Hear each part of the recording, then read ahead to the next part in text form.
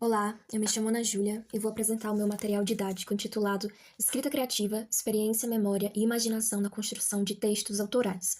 O tema é o ensino de línguas em perspectivas interdisciplinares e projetos integradores, e a minha tutora foi Tamires Dantas. O contexto educacional é para estudantes do Ensino Fundamental 2, mais especificamente entre sétimo e nono ano. O trabalho foi pensado na minha prática pedagógica que acontece no sertão nordestino, pensando mesmo na aplicabilidade na minha sala de aula, por isso vocês verão que há marcas de territorialidade em um dos módulos. Bom, então vamos aos objetivos de aprendizagem. Este material foi pensado para promover um estímulo da escrita autoral que valoriza as vivências dos estudantes, articulando memória, afetos e identidades, por meio da integração entre linguagem verbal e outras linguagens, como a fotografia, a pintura, a música e a literatura. Busca-se ampliar os repertórios expressivos dos alunos e estimular a criação de textos que dialoguem com o mundo ao redor. Em consonância com a BNCC, especialmente com as habilidades aqui listadas, o percurso proposto desenvolve capacidades de planejamento, de escrita, revisão, reescrita em diferentes gêneros. Os estudantes são convidados a refletir sobre os contextos de produção dos textos que escrevem, considerando aspectos temáticos e composicionais. Além disso, eles são incentivados a estabelecer relações entre literatura e outras manifestações artísticas, fortalecendo uma compreensão estética e crítica da linguagem como prática social. Os meus módulos são divididos entre Se Eu Fosse Eu, a escrita de si como caminho de autoconhecimento e expressão, palavra fotográfica e os 3 espelhos do tempo, um olhar para a identidade. A proposta deste material se ancora em princípios da linguística aplicada e do ensino de línguas enquanto práticas sociais, então parte da concepção de linguagem como constitutiva da identidade e mediadora das relações humanas. Então, ao explorar gêneros textuais, busca-se não apenas o desenvolvimento de competências linguístico-discursivas, mas também a valorização das vivências e vozes dos estudantes. A escrita aqui é entendida como espaço de agência de expressão, de subjetividades e de construção de sentidos no mundo. Não é apenas uma forma de treinar a estrutura ou gramática. O uso de recursos multimodais como imagem, música e vídeo também dialogam com os multiletramentos.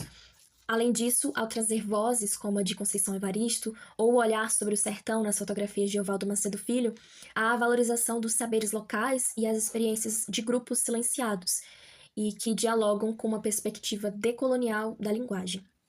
Bom, no primeiro módulo, eu escrevi uma apresentação do material com o objetivo de o estudante se sentir acolhido e entender o que será trabalhado, como as diferentes linguagens artísticas, o desenvolvimento da escrita e o que isso tem a ver com a identidade. Aqui eu continuo e convido o estudante a se abrir. O que você imagina que há além dessa porta? Que história você gostaria de descobrir ou criar ao abrir esse livro? Aqui eu continuo falando sobre identidade, dessa vez com o auxílio da Mafalda, para discutir sobre quem somos e as diferentes versões que podemos ter.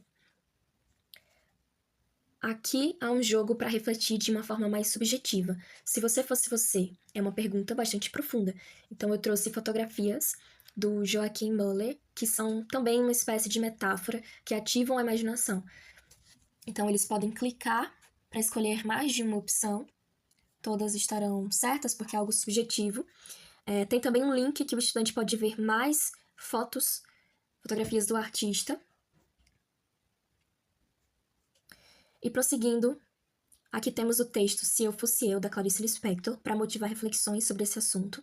E finalmente chegarmos ao exercício de escrita. Se você fosse você, o que seria e o que faria? O segundo é um complemento do primeiro, que diz Quem é você?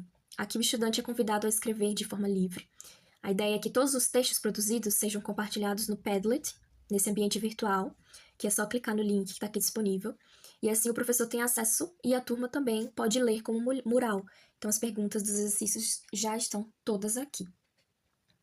Prosseguindo, nós temos aqui algumas reflexões sobre voz e expressão.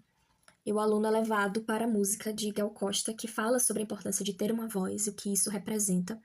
Essa sensibilização é um caminho para chegar ao outro exercício de escrita, que é o que escrever tem a ver com você e o que você quer da escrita. Depois dessas reflexões iniciais, chegamos ao segundo módulo, que é palavra fotográfica.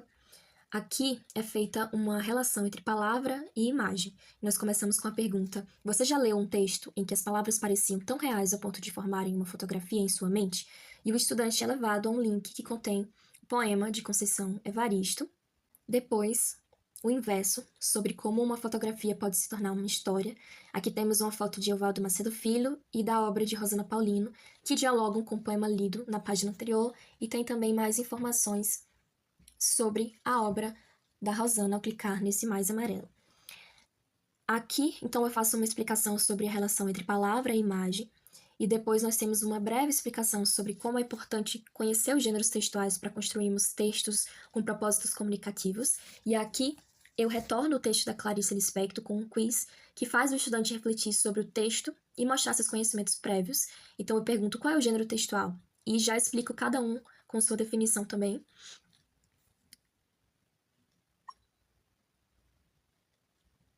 Aqui eu faço uma explicação sobre a relação do gênero crônica com a fotografia para que o estudante entenda melhor o exercício, que é escolher uma foto do Evaldo Macedo Filho, que fotografou o cotidiano nordestino sertanejo, e escrever uma crônica a partir disso. Então nós temos um link que leva até o Drive, que tem fotografias do Evaldo,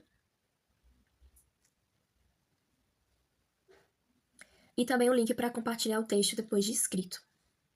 Depois que o texto está escrito, o estudante é levado a revisar esse texto com um checklist em forma de atividade gamificada. Então, se tem o primeiro elemento, ele marca o segundo, o terceiro. Se não tem, ele vai lá no texto e inclui, e todas as questões estão certas, né? No último módulo, nós temos os 3 espelhos, e nós começamos com a pintura da Frida Kahlo, que vai trazer questões sobre identidade. O estudante é motivado a analisar a obra e pensar em palavras a partir dela. Então, a gente tem a seta número 1, quais palavras surgirem em sua mente ao observar a pintura, e essas palavras podem ser escritas, colocadas nesse site, e depois os colegas também podem ver todas as palavras que surgiram, cada um pode escrever 3 palavras, e isso no final vai virar uma grande nuvem de palavras. Aqui já existe um direcionamento para onde olhar na pintura, então ao clicar aqui, nós temos, por exemplo, repare como estão seus corações, do que os olhares estão carregados, em que cenário se sentam, porque haverá uma relação disso com o exercício de escrita.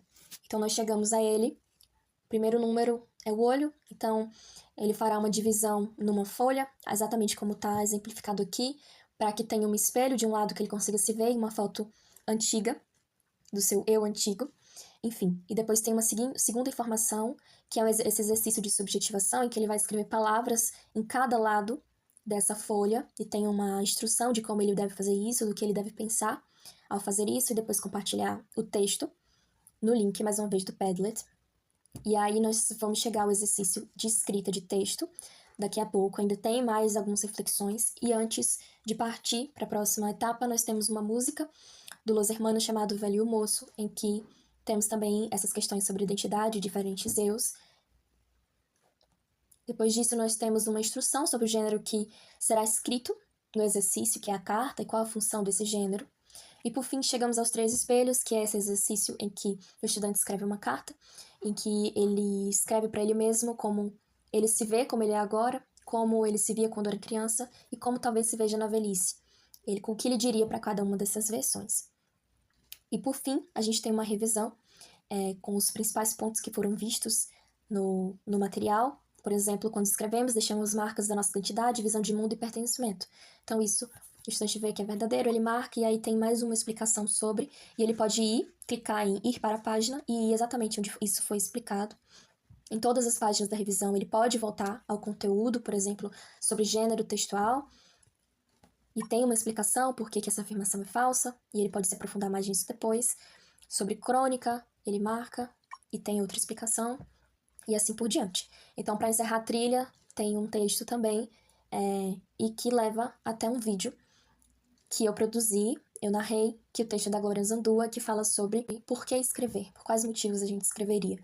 E por fim, a gente termina com a palavra Meu Domínio sobre o Mundo, que é uma frase da Clarice Lispector, que eu acredito muito, e que eu acho que norteia a minha prática pedagógica. Essas são as minhas referências. Muito obrigada.